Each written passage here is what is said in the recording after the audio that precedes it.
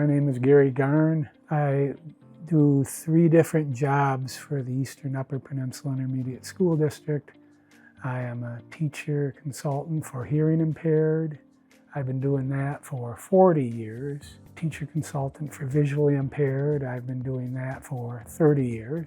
And I'm a certified orientation and mobility specialist for the blind, and I've been doing that for 25 years. One of my jobs with the hearing impaired community is to make sure that schools are to make sure that the kids get their acoustical access that they can.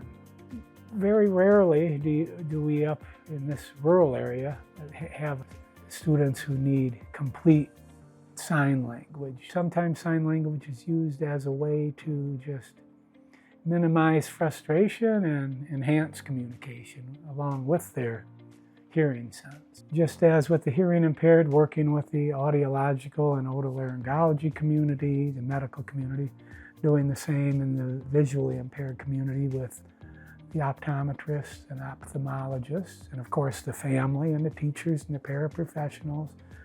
You know, being a teacher consultant is sort of the conduit between all those people.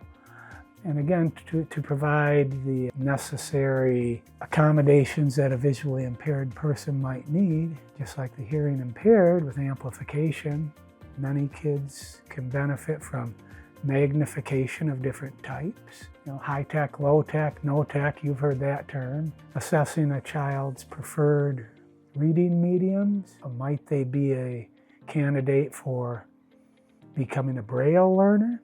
You know, just trying to get the kids what they might need. In the visually impaired community versus the hearing impaired, there is a whole separate set of considerations called the expanded core curriculum, which includes those things that would not normally be taught in a curriculum. Seeing the kids progress, seeing what once a kid takes ownership of something and you don't have to remind them to do it, then that means they have it. Identification, thanks to the audiological community, is getting younger and younger these days.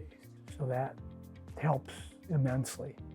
That's one of my jobs as a teacher consultant for hearing impaired and visually impaired, is to work with the early on teens as well. The teaching of the deaf and teaching of the blind are, if you're interested in it, go for it.